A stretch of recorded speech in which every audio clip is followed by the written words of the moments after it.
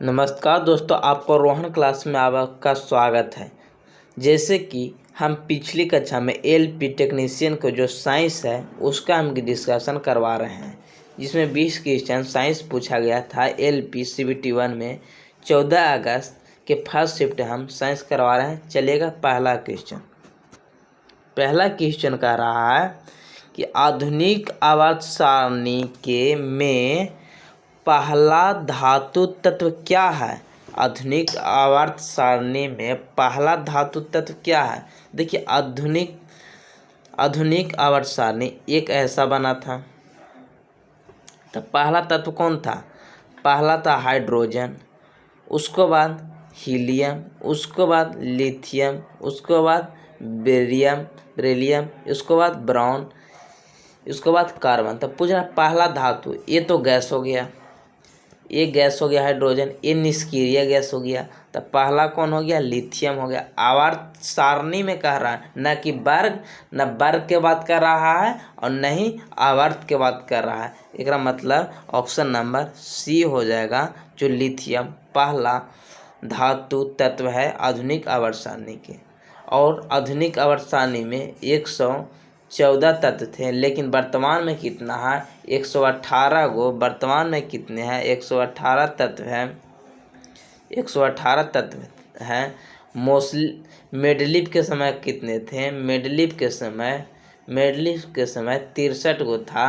और न्यूलैंड जब अष्टक नियम दे थे उनको समय 56 गो था। कितना था, 56 गो। चलेगा नेक्स्ट क्वेश्चन, इसको देखिएगा। दूसरा नंबर, भ्रूण को एक विशेष ऊतक की सहायता से मां के रक्त के पोषण होता है। तब मां के रक्त से पोषण किसको में होता है, गर्भनाल प्लेसेंटा से। जब बच्चा गर्भाशय में रहता है तो उसका पोषण कहाँ से मिलता है, गर्भनाल, जिसको आप प्लेसेंटा भी कहते हैं। और फ्लैटियन ट्यूब में निषेचन होता है। पूछता है कि निषेचन कहाँ होता है, फ्लैटियन ट्यूब में। चलिएगा नेक्स्ट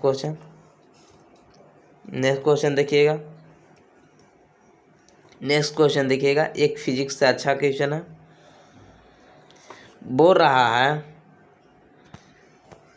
है कि यदि किसी वस्तु की गतिज ऊर्जा, गतिज ऊर्जा उसके प्रारंभिक मान का 256 गुना हो जाती है तो नया रेखीय संवेग होगा। तो देखिएगा, काइनेटिक ऊर्जा बराबर होता है गतिज ऊर्जा बराबर p² बटा 2m। p हो गया संवेग हो गया, और काइनेटिक ऊर्जा हो गया यानी गतिज ऊर्जा ये हो गया। तो बताइए, अभी कह रहा है कि 256 गुना काइनेटिक ऊर्जा होता है, मैंने गतिज ऊर्जा 256, तो 256 यहाँ लिख देंगे। ये हो जाएगा p² मतलब संवेग का स्क्वायर बटा 2m। तो कितना हो जाएगा, इसको स्क्वायर में है तो इधर लाएंगे तो रूट में आ जाएगा। मतलब p बराबर कितना हो जाएगा, 16 गुना काइनेटिक ऊर्जा, गतिज ऊर्जा कितना हो जाएगा, 16 गुना हो जाएगा। ऑप्शन नंबर सी हो जाएगा। उसके प्रारंभिक से कितना गुना, 16 गुना। चलिएगा नेक्स्ट क्वेश्चन देखिएगा। नेक्स्ट क्वेश्चन 11 नंबर देखिएगा। पानी से भरे एक गिलास में रखा नींबू गिलास के बगल से देखने पर उसके वास्तविक आकार से बड़ा होता है। जब बड़ा प्रतीत होता है या बड़ा देखने में लगता है, इसका बात करें, प्रतीक होता है, टेढ़ा दिखाई देता है। इसको में आपको सीधा प्रकाश के अपवर्तन करना है। अब पूर्ण आंतरिक परिवर्तन जब चमकने के बात करें, चमकने के बाद, जिसे मैं कहेगा कि फूटा हुआ कांच चमकता है, इस किसके कारण, पूर्णांतरिक परिवर्तन के कारण। या कहे जब रोड पर चलते हैं तो चमकता हुआ मृग मिर्च का, ये सब चमकने वाला चीज़ है। चमकने में पूर्ण आंतरिक परिवर्तन होगा, आंतरिक परिवर्तन होगा। और विवर्तन जब छोटी जो चिड़ियाँ हैं, अगर ऊपरी आकाश पर चल रही है, आकाश में उड़ रही है तो उसका नहीं प्रतिबिंब बनना, ये विवर्तन होता है। अब प्रवर्तन के 2 नियम जान ही रहे हैं आप। चलिएगा नेक्स्ट क्वेश्चन देखिएगा। नेक्स्ट क्वेश्चन 15 नंबर, निम्नलिखित में से किस में पुल तो आप जान ही करते हैं, लोहे के जंग गले और धातुओं से बनी सभी वस्तुओं में नुकसान पहुंचाता है। जैसे लोहा के कोई चीज़ बनवा दिए हैं, उसको किसके कारण ये नुकसान हो जाता है, मैंने ये सड़ जाता है, किसको कारण? तो आप जानते हैं कि जब Fe2O3 यानी फेरिक ऑक्साइड जब X2O के साथ, मतलब कितना भी जल हो उसके साथ ऑक्सीजन हो और जल हो, तो हमेशा जंग लग जाता है। एक किसका कारण है? लोहे के जंग लगना का था, कोरियोशन कहा जाता है। और अपचयन में कुछ हाइड्रोजन का जुटना और ऑक्सीजन के हटना रिडक्शन होता है, और एक ऑक्सीडेशन में ऑक्सीजन का जुटना होता है। चलेगा नेक्स्ट क्वेश्चन देखिएगा 16 नंबर, किसी वस्तु द्वारा उसकी स्थिति, मैंने कोई वस्तु है, मान लीजिए वस्तु है, उसकी स्थिति और विन्यास, माने स्थिति माने यहाँ खड़ा है, स्थिति और विन्यास के द्वारा प्राप्त ऊर्जा को क्या कहते हैं? माने स्थिर अवस्था में प्राप्त हो जाता है। कोई वस्तु है जो स्थिर अवस्था को प्राप्त करता है, तो कौन सा ऊर्जा हो जाएगा? स्थिर ऊर्जा हो जाएगा, ऑप्शन नंबर डी हो जाएगा। और जब गति प्राप्त करता है कोई वस्तु, तो गतिज ऊर्जा। अब परमाणु ऊर्जा नाभिकीय संलयन एक विखंडन, नाभिकीय संलयन और विखंडन, ये परमाणु ऊर्जा होता है। और विद्युत ऊर्जा जैसे रासायनिक ऊर्जा, बैटरी से हम रासायनिक ऊर्जा से विद्युत ऊर्जा परिवर्तित करते हैं, किस में? बैटरी में हो गया। ये डायनेमो हो गया, आंतरिक ऊर्जा से विद्युत ऊर्जा। चलेगा नेक्स्ट क्वेश्चन, ये देखिएगा, ये 17 नंबर देखिएगा। बोल रहा है कि दिए गए चित्र में संकेत द्वारा विद्युत परिपथ में संदर्भ में क्या है? ये ऐसे देने से क्या है चित्र में? तो क्या है? ये एक बल्ब की है। ये कहा है बल्ब है। प्रतिरोध कैसे होता है? ऐसे। और जब कहेगा प्रतिवर्ती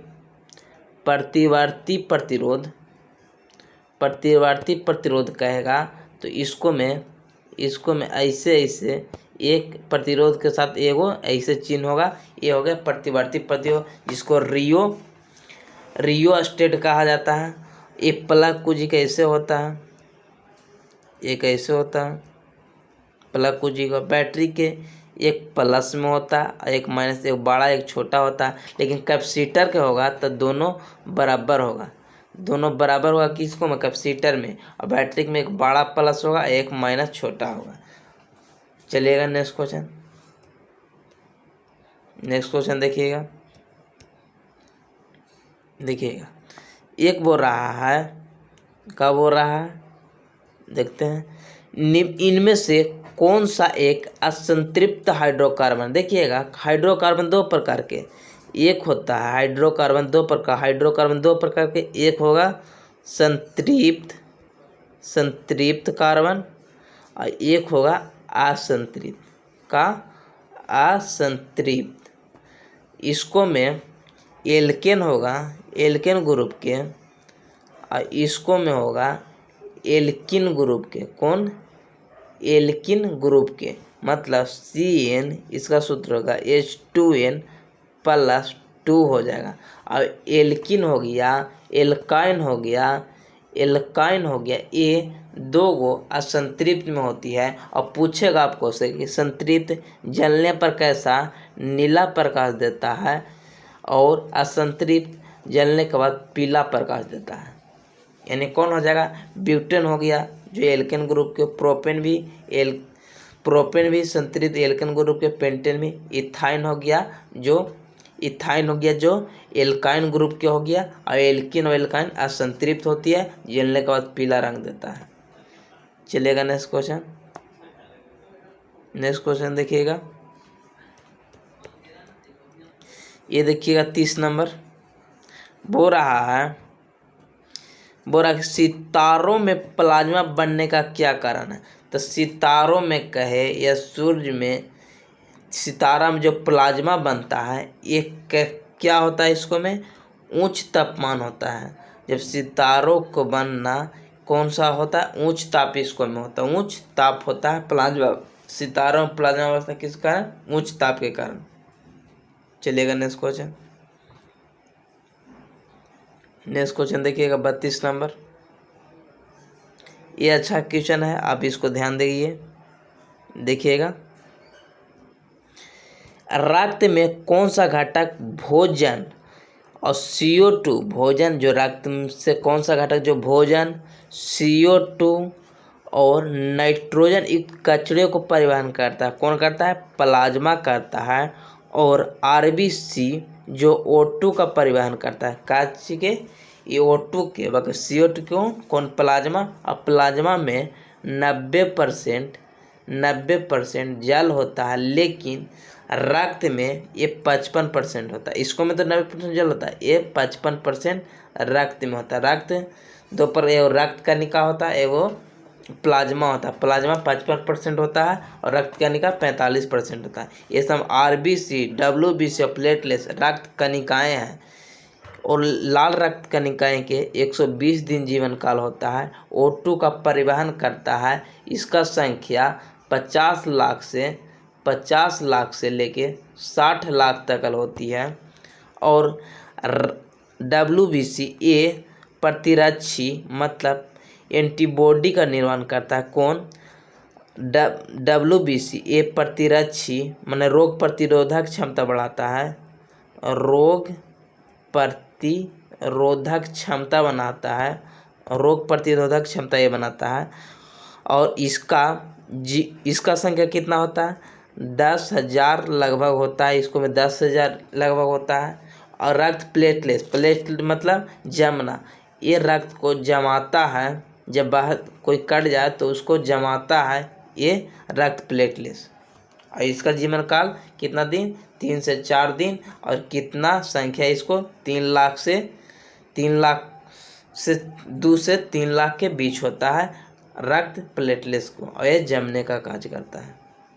चलिएगा नेक्स्ट क्वेश्चन देखिएगा 34 नंबर। 34 नंबर देखिएगा, निम्न में से कौन से यौगिक में एक डबल बॉन्ड होता है? तो देखिएगा अभी पूछा था संतृप्त असंतृप्त। अब ये 3 प्रकार की होती है। एक होता है एल्केन होता है, एक होता है एल्कीन, ये एक होता है एल्काइन। ये 3 प्रकार का होता है। एक होगा इसको में सिंगल बॉन्ड, इसको में डबल बॉन्ड, इसको में ट्रिपल बॉन्ड। इसका सूत्र होता है CnH2n+2 हो जाएगा। CnH2n सब में 2 घटा दीजिए, CnH2n-2 इसको याद रखिएगा। तो सब में 2 घटाइले चल जाएगा। लास्ट में एल्काइल ग्रुप आएगा तो एक जोड़ दीजिएगा, लेकिन इस सब में 2 घटाइले चल जाएगा। तो ये सिंगल बॉन्ड, डबल बॉन्ड, एक ट्रिपल बॉन्ड। तो पूछ रहा है एक डबल बॉन्ड, तो डबल बॉन्ड एल्किन ग्रुप के, तो एल्किन ग्रुप के कौन है? इथेन है। तो ये नहीं लगल है, ये नहीं लगल है, तो एल्किन ग्रुप हो गया। ये नहीं लगल है, एल्किन ग्रुप हो गया। एस्टिलीन हो गया, EN हो गया। और लेकिन ये देखिएगा EN लगा है इथिन में, तो ऑप्शन नंबर डी हो जाएगा। एस्टिलीन हो गया, ये हो गया इथाइन, इसको कहते हैं इथाइन, कहते हैं एस्टिलीन को। चलिएगा नेक्स्ट क्वेश्चन देखिएगा 40 नंबर। 40 नंबर बोलता है प्रोस्टेट ग्रंथि किसके नीचे होती है? प्रोस्टेट ग्रंथि जिससे ए ब्रेक हो गया, इसको से हम मूत्राशय निकालते हैं। इससे कौन मूत्रस्राव होता है? ये मूत्र मार्ग हो गया, ये मूत्राशय हो गया। और मूत्राशय से इसको विसर्जन यहाँ से कहते हैं मूत्र मार्ग से। तो इसके ऊपर होता है, मूत्राशय के ऊपर कुछ प्रोस्टेट ग्रंथि होता है। प्रोस्टेट ग्रंथि कहाँ होता है? मूत्राशय के ठीक नीचे होता है, मूत्राशय के ठीक नीचे होता है कुछ प्रोस्टेट ग्रंथि। चलेगा नेक्स्ट क्वेश्चन, ये देखिए 41 नंबर। वायु में, इसको ध्यान से समझिएगा, आपसे गलत हो सकता है जानते भर में। देखिएगा वायु में 0 सेल्सियस तापमान पर क्या छिपा 0 डिग्री सेल्सियस पर तापमान पर ध्वनि की गति। देखिएगा जब हम 1 डिग्री सेल्सियस हम बढ़ाते हैं 1 डिग्री सेल्सियस हम बढ़ाते हैं तो लगभग 0.61 मीटर की बढ़ोतरी ध्वनि में होती है। मतलब इसको हम 61 सेंटीमीटर भी लिख सकते हैं 61 सेंटीमीटर। तब बोल रहा है कि 0 सेल्सियस पर, तो 0 सेल्सियस पर कितना हो जाए 331। लेकिन अभी इसको मैं बोल दीजिएगा 25 बढ़ा देता है। अब पूछता 25 डिग्री सेल्सियस, 25 से पर मेरे लिए पूछता है तो इसको 61 से गुना करेगा तो कितना आ जाएगा, यानी 56 30 लगभग 3 बढ़ जाएगा तो मतलब 34 35 हो जाएगा। आप इसको 1 डिग्री सेल्सियस में कितना बढ़ता है 0.61 मीटर होता है। जितना बढ़ाएगा आप जितना से इसको गुना करिएगा। अब कभी 30 डिग्री पर पूछ देगा, अभी तो नहीं पूछा, 25 पर सबसे ज़्यादा पूछता है। आओ आप याद कर लीजिए। शुद्ध जल के होता है कितना, शुद्ध जल के 1498 होता है, जल के लगभग 1531 होता है। जल के 1531 और शुद्ध जल के 1498 होता है। चलिएगा नेक्स्ट क्वेश्चन 43 नंबर। 43 कुछ नहीं है, खाली घुमा दिया है, ये हल्का क्वेश्चन है। उस रूसी रासायनिक का नाम बताइए जो रूस के थे, जिसने यह प्रतिपादन किया कि तत्वों के गुणधर्म उसके परमाणु द्रव्यमान को एक आवधिक कार्य करता है। मतलब एक परमाणु द्रव्यमान के अनुसार सजाया था किसको, आवर्त के पीरियोडिक टेबल को किसको पर, एटॉमिक मास पर किया था के मेंडलीव। और मेंडलीव समय कितने तत्व से 63। और कब इनका पूछता है 1872 में प्रकाशित किया गया था। रूसी वैज्ञानिक थे कौन, मेंडलीव। चलेगा नेक्स्ट क्वेश्चन 43 के बाद 48 देखिएगा। 48 देखिएगा, निम्नलिखित में से कौन सा एक द्विबीजपत्री का विशेषता नहीं है। तो देखिए द्विबीजपत्री में होगा जो एक बीजपत्री में नहीं होगा। अगर हम द्विबीजपत्री बता दें तो एक पत्री उसका उल्टा होगा। देखिएगा इसके में 2 बीज होती है, 2 बीजपत्र होता है। जिसे इसको निकालिएगा, जिसे आम के देखिएगा तो 2 को फाड़िएगा बीज तो 2 निकलेगा। इसको में द्विबीजपत्री होता है। इसको मूसला, इसका एक मूल जड़ होती है और उसको में एक बीजपत्री में मूसलाधार जड़ होती है। और इसकी सिराएं, इसका सिराएं जलनुमा होती है। और इसको बस इतने, इसको बाद अभी इसको बन जाएगा। देखिएगा इस पौधे में 2 बीजपत्री होता है, बिल्कुल सही। इस पौधे में एक टैप जड़ होता है, मतलब मूल जड़ होता है, बिल्कुल सही। इस पौधे जलीदार वेनेक्सन होती है, बिल्कुल सही। इसमें ऑप्शन नंबर 4 है, इसमें इस पौधे में तंतुमय जड़ पाई जाती है, मतलब बहुत सारा जड़ पाया जाता है। नहीं, इसको तंतुमय नहीं, एक मूल जड़ होता है।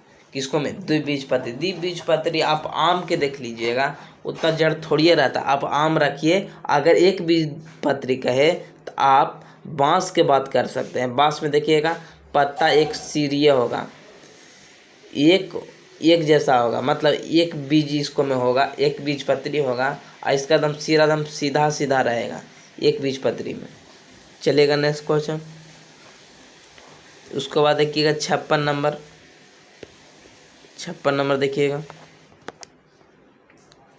56 एक रिएक्शन है, आपको इसको याद रखिएगा।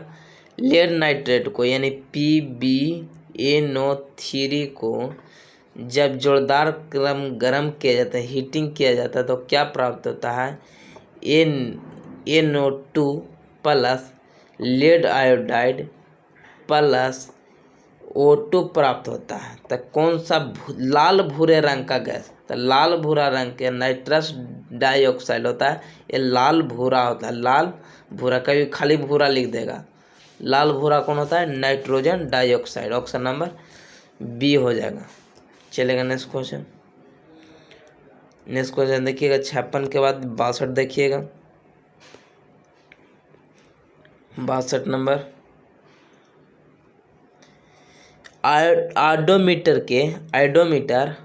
ओडोमीटर के एक ऐसा उपकरण जिसका उपयोग हम गाड़ियों के मापते हैं। क्या? दूरी। स्पीडोमीटर से गति, और दिशा हम कंपास से करते हैं। कंपास से दिशा सूचक कौन होता है? कंपास। कंपास होता है, ये दिशा सूचक होता है। चलिएगा नेक्स्ट क्वेश्चन,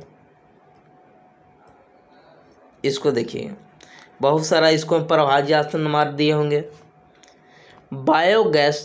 बायोमास से किस प्रक्रिया के माध्यम से उत्पन्न हुई? बोल रहा है कि बायोगैस है जो बायोमास से, जो मतलब वायु जो सड़ गल गए थे, ये किसके कारण ये बायोगैस उत्पन्न हुई? तो इसको मैं अवयवी किण्वन, जिससे बात होगा कि कुछ वस्तु, जैसे एक तो मान लीजिए भूकंप आया और बहुत सारा पेड़ पौधा और जानवर अंदर चल गए हैं पृथ्वी के अंदर, तो उसमें अवयवी किण्वन हुआ, मतलब वायु की अनुपस्थिति में एक क्रिया हुआ जिसके कारण बायोगैस हो गया, पेट्रोल हो गया, ये सब बना। लेकिन उसको शुद्ध पूछता कि अगर शुद्ध किसको से करते हैं, तब प्रभाजी आसवन से। शुद्ध किसको से करते हैं? प्रभाजी आसवन विधि से, फ्रैक्शनल डिस्टिलेशन से। शुद्ध पूछेगा तो प्रभाजी आसवन कैसे बना? तो अवयवी किण्वन, मतलब वायु की अनुपस्थिति में सब सड़ गल गया। चलिएगा नेक्स्ट क्वेश्चन देखिएगा 73 नंबर, 73 सीधे चलिएगा, देखिएगा लास्ट क्वेश्चन 73, ये लास्ट क्वेश्चन है। ये देखिएगा, निम्नलिखित में से किस वैज्ञानिक ने पदार्थ की पश्चिमी अवस्था की खोज की? ये तो आप लोग जानते हैं, सत्येंद्र बोस-आइंस्टीन। इसी के बोस-आई कंडीशन अवस्था भी कहते हैं, जिसे पदार्थ के भी वर्तमान में 5 अवस्था है। कौन कौन? ठोस, द्रव, गैस, ये मूल अवस्था है। अगर आपको से पूछेगा कि मूल अवस्था कितनी है, मूल अवस्था कितनी है, तो मूल अवस्था कितने हैं? 3 गो, लेकिन अभी वर्तमान में कितने हैं? 5 गो, ठोस, द्रव, गैस, प्लाज्मा और बोस-आई कंडीशन। सत्येंद्र बोस ने खोज किया था। रमन प्रभाव का खोज रमन ने किया था। होमी बाबा को जो नाभिकीय भट्टी है, कहाँ है? महाराष्ट्र में है। और विक्रम साराभाई को अंतरिक्ष का जनक कहते हैं। चलिएगा नेक्स्ट क्वेश्चन, अब खत्म हो गया, अब नहीं है। अब इसको देखिए और कैसा लगा आप कमेंट में ज़रूर बताइएगा। आपका ऐसे ही वीडियो मिलते रहेगा। जय हिंद, जय भारत। सब्सक्राइब कीजिए, लाइक कीजिए और शेयर कीजिए।